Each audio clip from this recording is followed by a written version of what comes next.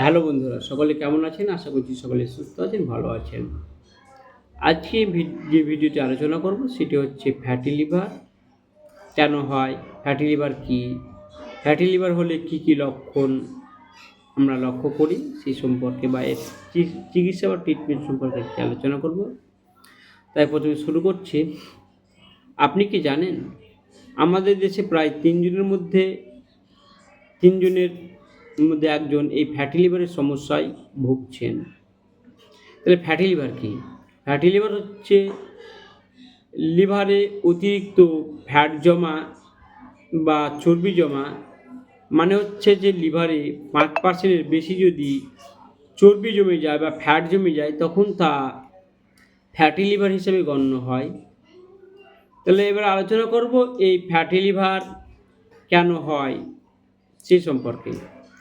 Fatty liver হয় যেমন fast food খাবার গ্রহণ করার ফলে, যেমন বিভিন্ন রকমের চিকেন বিরিয়ানি থেকে শুরু করে আপনার চাউমিন, এগ রোল, পিৎজা, তারপর মোগলাই, এই ধরনের যতগুলি ফাস্টফুড রয়েছে যেমন বার্গার থেকে শুরু করে যতগুলি রয়েছে সেগুলি বেশি পরিমাণে খাওয়ার ফলে এই ফ্যাটি লিভার হয়। তাছাড়া নিয়মিত অ্যালকোহল সেবন করলে বা মদ্যপান করলে এই ফ্যাটি লিভার হয়। তাছাড়া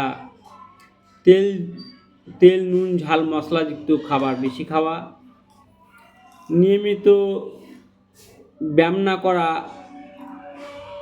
তারপরে আপনার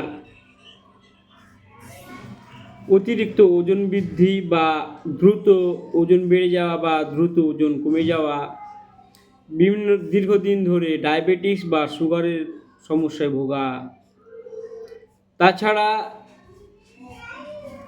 অলসতা করা বা পরিশ্রম কম করার ফলে এই ধরনের এই ফ্যাটি লিভার হয়ে থাকে বা লক্ষণ যেগুলি প্রকাশ পায়। সচরাচর কোনো লক্ষণ আমরা পেশেন্টের মধ্যে লক্ষ্য করি না।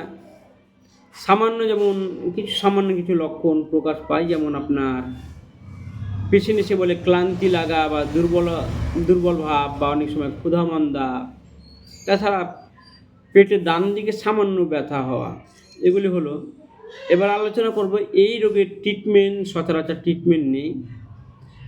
এই ট্রিটমেন্ট হচ্ছে নিজের ডায়েট কন্ট্রোল।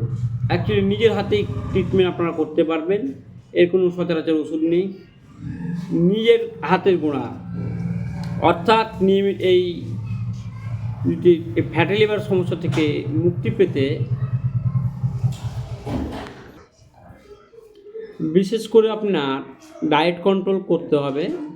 যেমন তেল নুন ঝাল মশলা খাবার এড়িয়ে চলতে হবে, অ্যালকোহল একেবারে এড়িয়ে চলতে হবে, মিষ্টি জাতীয় খাবার যেমন রয়েছে মিষ্টি, কেক, পেস্তা যেগুলি রয়েছে সেগুলি এড়িয়ে চলতে হবে।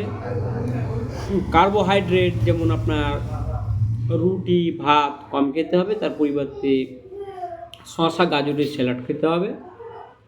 তাছাড়া আপনাকে নিয়মিত প্রতিদিন সকালে 30 থেকে 40 মিনিট হাঁটতে হবে, নিয়মিত ব্যায়াম করতে হবে। তাছাড়া চর্বিজাত খাবার যেগুলি রয়েছে সেগুলি বর্জন করতে হবে। তাছাড়া ডাক্তারবাবুরা প্রেসক্রিপশন করে থাকে।